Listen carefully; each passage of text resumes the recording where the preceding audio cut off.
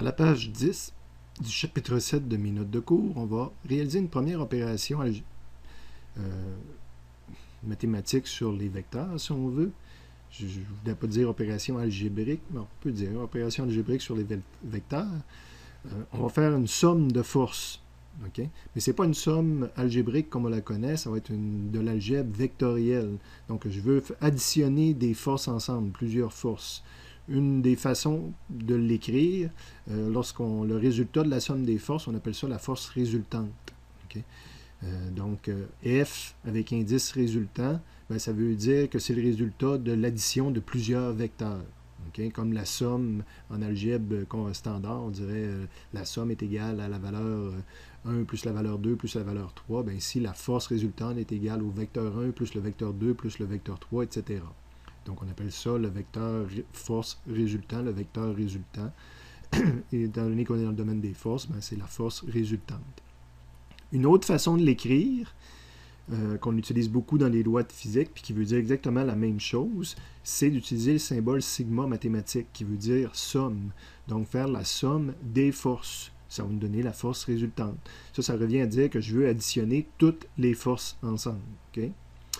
On va s'apercevoir que ce n'est pas faisable de façon conventionnelle, qu'il va falloir décomposer nos deux problèmes pour le faire de façon conventionnelle. Parce que dans le fond, tantôt je disais que l'algèbre vectorielle, c'est pas comme l'algèbre conventionnelle. Bien, l'algèbre vectorielle, on n'est pas capable d'en faire. On se ramène à quelque chose de conventionnel, mais quelque chose de conventionnel, on va s'apercevoir que c'est faire la somme des forces selon X, puis faire la somme des forces selon Y. Okay. Caractéristique intéressante, la force résultante qu'on va calculer, elle peut remplacer l'ensemble des forces. Fait que le premier exemple qu'on a ici, qu'on va lire dans une seconde, qui a 4 forces dessus, des fois, c'est pas évident de travailler avec 4 forces.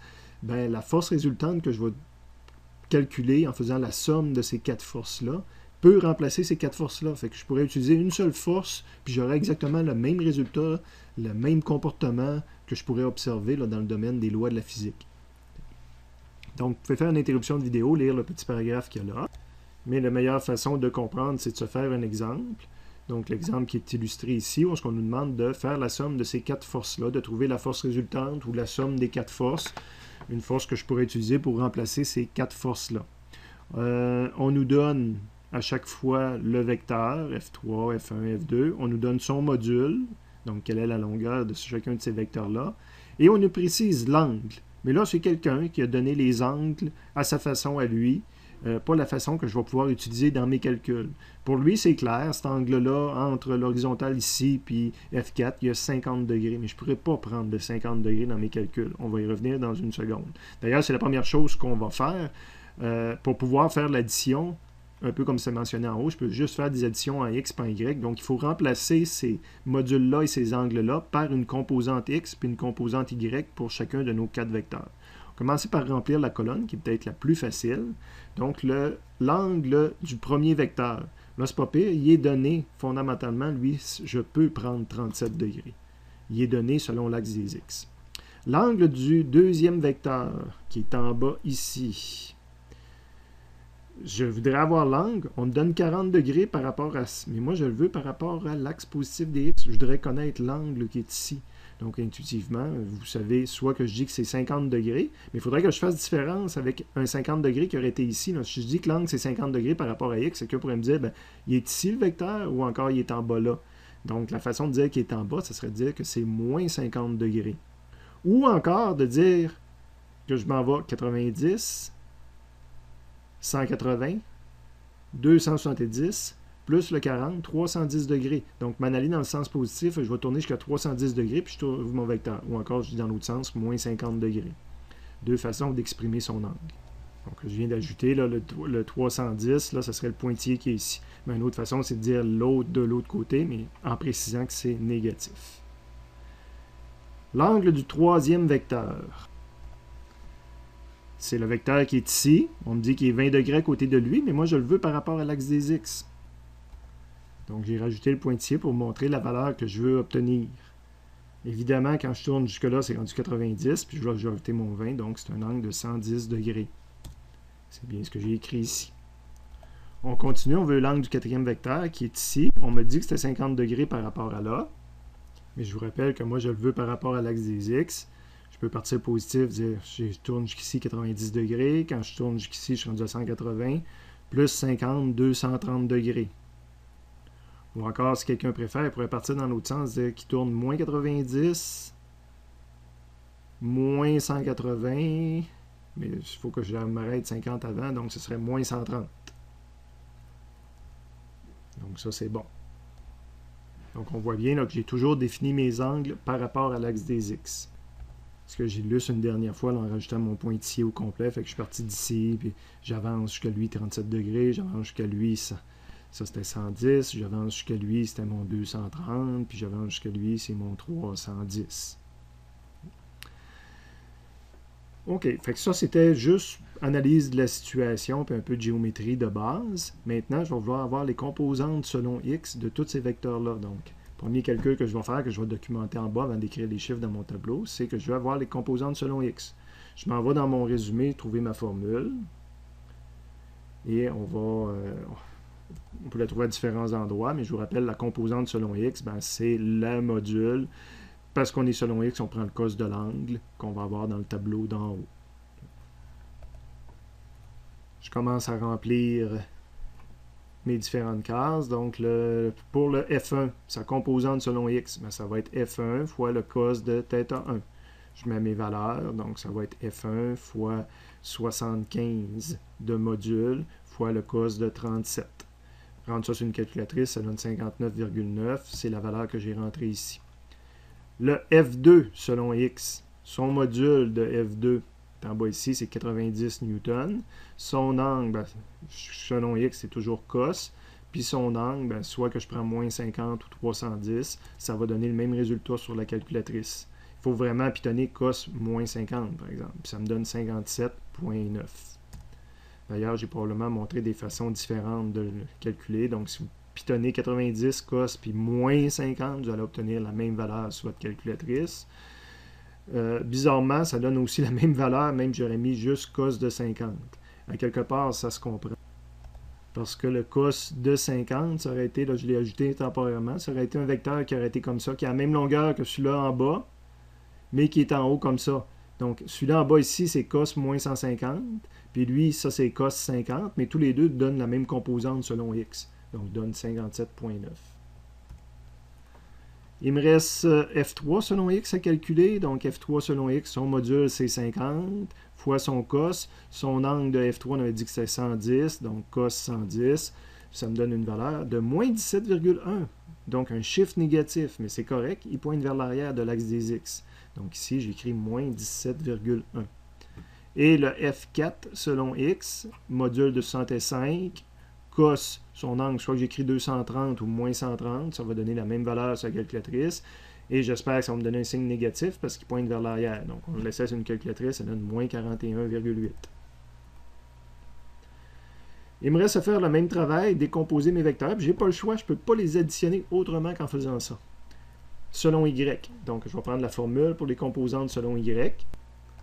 Je viens de les mettre en jaune, les deux formules de base. Vous vous rappelez qu'on les trouve dans les résumés. Je n'ai pas fait le tour d'un résumé pour couper le vidéo, mais on trouve ces formules-là dans les résumés à plusieurs endroits d'ailleurs. On va commencer par calculer F1 selon Y. Donc, valeur de F1. Fait que je fais un exemple là, que je montre. Les autres, je n'ai pas écrit que c'est F2 fois cos θ2, F3 fois cos θ3. Fait que je l'écris une fois pour montrer comment j'adapte ma formule de base à chacune des situations. Puis après ça, on le fait. F1, c'est 75. Maintenant, je mets des sin, mais évidemment, c'est les mêmes angles que l'autre côté. C'est l'angle qui définit le vecteur. Fait que c'est sin 37. Ça me donne 45,1.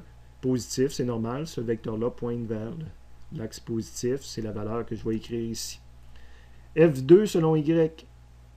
C'est mon vecteur qui est en bas ici, 90, fois le sin, le même angle que tantôt, 310. Si vous rentrez ça dans une calculatrice, vous allez arriver à un chiffre négatif, ce qui est cohérent avec dire que ce vecteur-là pointe vers l'arrière de l'axe des Y.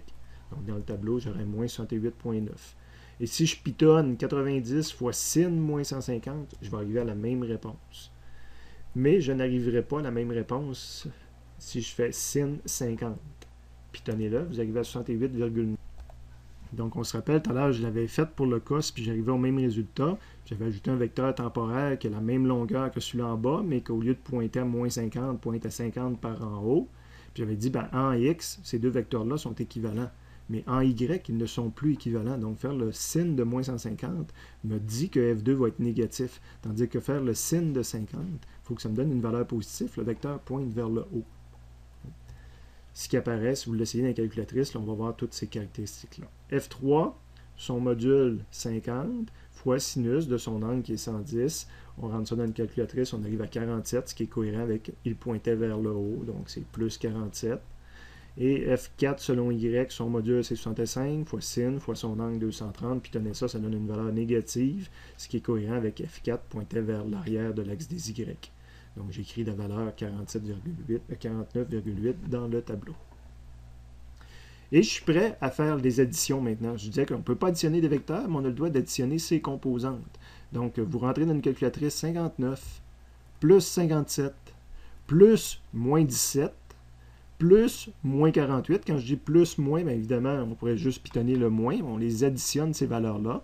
Et si on ne fait pas d'erreur, ça donne 58,9 positif. Puis dans le négatif, on fait 45, plus moins 68, plus 47, plus moins 40 et 49,8. On pitonne ça, puis ça me donne un chiffre négatif. Fait que j'ai mis une barre en dessous, puis le plus, pour montrer qu'on faisait l'addition carrément. Je disais donc qu'on avait mis la barre, j'avais mis le plus pour montrer qu'on fait l'addition, comme on a déjà appris.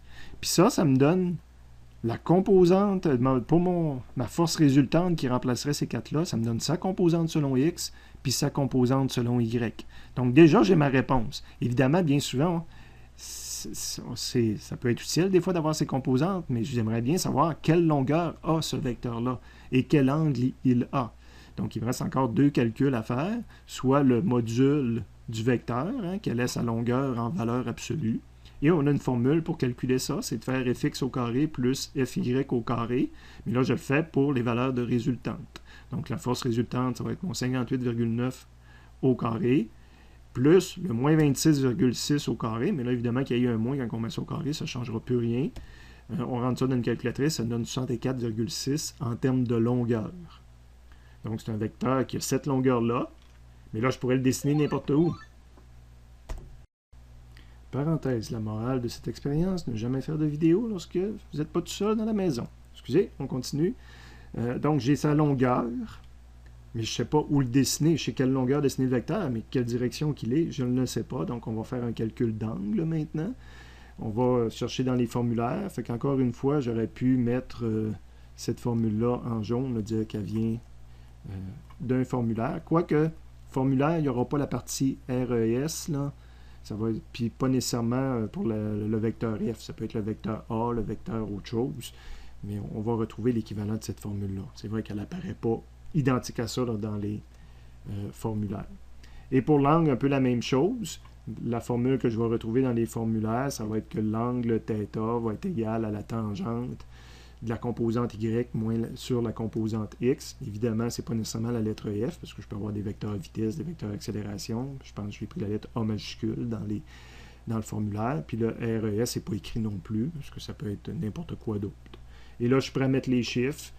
Et avec les signes, fait que la composante Y, c'était moins 26. J'ai écrit moins 26 divisé par 58. Le 58 qui était là, positif. Je pitonne ça avec les signes dans la calculatrice et j'obtiens comme réponse moins 24,3 degrés. Ce qui veut dire que mon vecteur, je devrais le dessiner vers le bas. La longueur, 64,6. Puis 24 degrés en dessous de l'axe. C'est ma force. Je voudrais pousser sur un objet. J'ai mis un objet une masse au milieu. J'aurais ces quatre vecteurs-là qui exercent une force sur la masse. J'aurais un comportement. J'oublie ces quatre vecteurs-là, puis je exerce une force unique dans cette direction-là, avec cette intensité-là. J'aurais exactement le même comportement physique. Ici, on avait l'angle qui avait été écrit, notre moins 24,3. Fait que désolé, la vidéo sera améliorée l'année prochaine.